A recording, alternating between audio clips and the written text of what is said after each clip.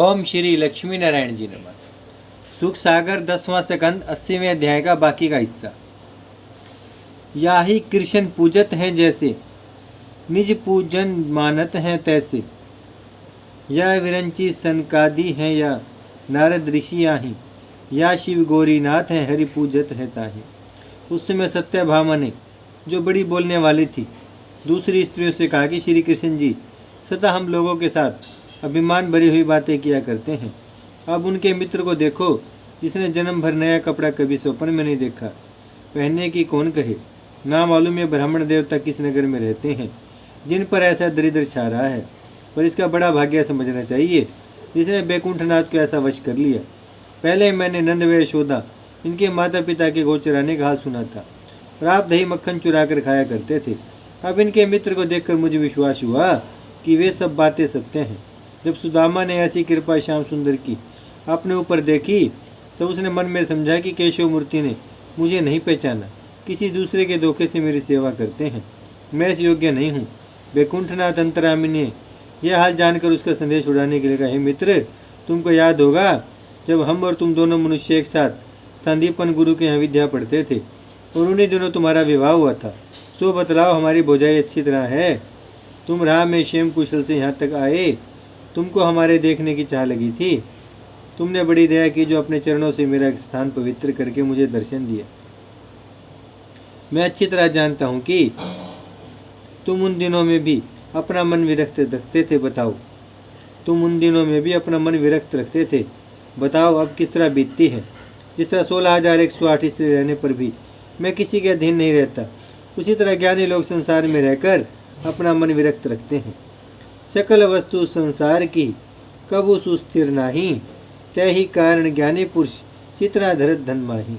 हे सुदामा, जैसी प्रीति व दया से महात्मा पुरुष सांदीपन गुरु ने सब विद्या हमको पढ़ाई थी, उसमें से एक अक्षर पढ़ने के बदले हम जन्म भर उन्नत नहीं हो सकते।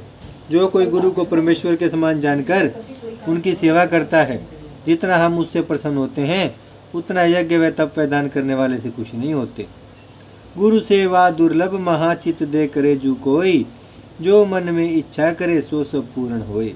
हे सुदामा, तुमने भी पढ़ने लिखने में हमारी बड़ी सहायता की थी और मेरे बदले गुरु की सेवा करते थे। यह बात तुमको याद होगी कि जब एक दिन गुरु की स्त्री ने हमें व तुम्हें वन में लकड़ी ले जाने के लिए भेजा, तब तुमने हमारे बदले भी लकड़ी तोड़कर कहा था कि तुम्हारे हाथ कोमल हैं, लकड़ी तोड़ने से दुख होगा। जब लकड़ी का बोझ सिर पर लेकर दोनों आदमी घर को चले, तब ऐसी आंधी चलकर पानी बरसने लगा कि 10 पग रास्ता चला कठिन हो गया। पवन झकोरे तेज सो, शीत भयो दुखदाय, काठ भार मस्तक धरे हमको लिया छिपाए। बहुत भांति रक्षा करी, आप रहे दुख माही, तुम्हारी प्रीति अनंत है, पूर्ण होत मैं नाही। जब उस दिन हम और तुम दोनों आंधी चलने व पानी बरसने से घर तक ना पहुँचकर रात को वन में रह गए, तब गुरुजी अपनी स्त्री पर बहुत क्रोधित होकर प्रात समय हम दोनों को वन में ढूंढने आए और व्याकुलता से हमारा व तुम्हारा नाम पुकार कर कहने लगे कि तुम लोग जहाँ पर हो वहाँ से बोलो, जिसमें मुझे धैर्य हो, नहीं तो तुम्हारे सोच में मेरे प्राण निकलने चाहते हैं। जब गुरुजी ने रोते हुए चिल्लाते हमारे पास पहुँचकर हमको सर्दी से कांपते हुए देखा, तब दौड़कर प्रेम से उठा लिया और हमारा सिर व मुँह चूमकर बोले, तुम लोगों ने अपनी सेवा से मुझे बहुत प्रसन्न किया, इसलिए तुमको आशीर्वाद देता हूँ कि सब विद्या तुमको याद होकर कभी ना भूले और गुरु के चरणों में तुम्हारी निष्कपट प्रीति बनी रहे।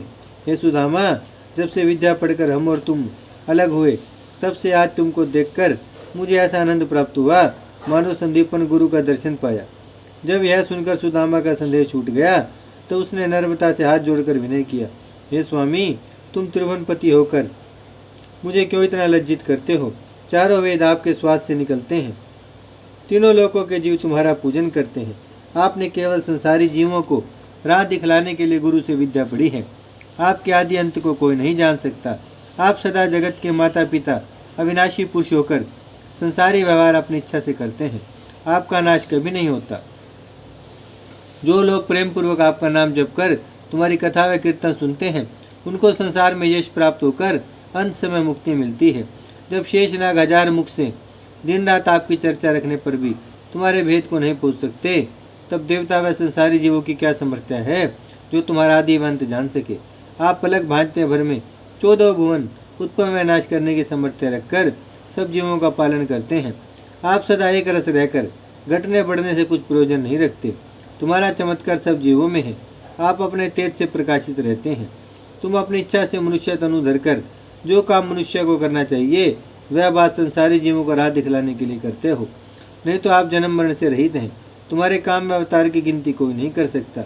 हे दीनानाथ, जिस चतुर्भुजी मूर्ति से आप जर्द पीताम्बर व वैजंती माला पहने शंख चक्र गदा पद्म धारण किए गरुड़ पर बैठते हैं, उस रूप को मैं हजारों दंडवत करता हूँ।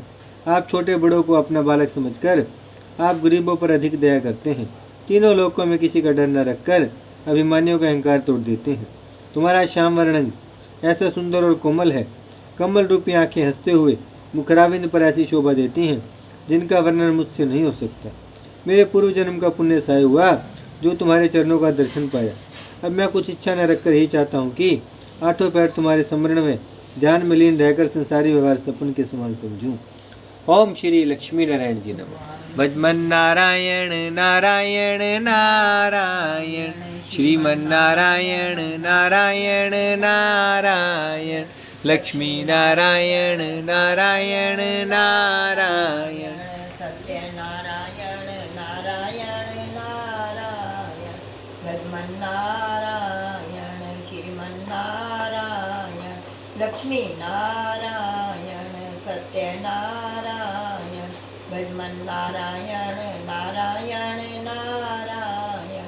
भागवत महापुराण की जय, लक्ष्मी नारायण भगवान की जय, गौ माता की जय, गंगा मैया की जय, धरती माता की जय, शिव परिवार की जय। हर हर महादेव, हर हर महादेव, हर हर